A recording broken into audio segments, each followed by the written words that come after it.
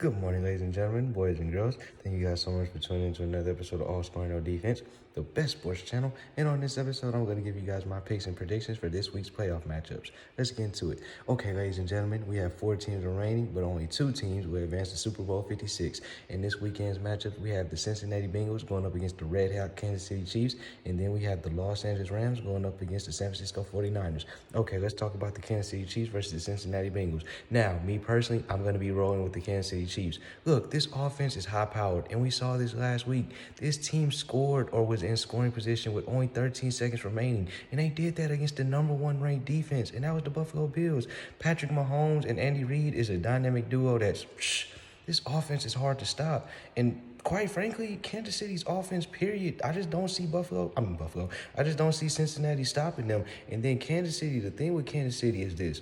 If this team can find a way to run the football as well as this team is throwing the football, man, this team is going to be hard to stop. And then defensively, this team has been playing well as well. And I just don't believe that Cincinnati is going to be able to stop that. Now, Cincinnati does have a chance. How are they going to be able to do this, though? They have to get to Patrick Mahomes. You have to get Patrick Mahomes off the field on third down. If they can do that, and if the offense can play as they've been playing throughout these playoffs, because let's not sleep on Cincinnati's offense. Ja'Marr Chase, along with Joe Burrow, them two dudes are for real.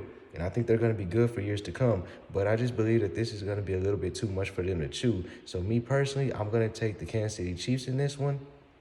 I'm going to say 33-27. Yeah, 33-27. And then now, for the next game, that'll be a little bit more interesting. We have the San Francisco 49ers versus the Los Angeles Rams.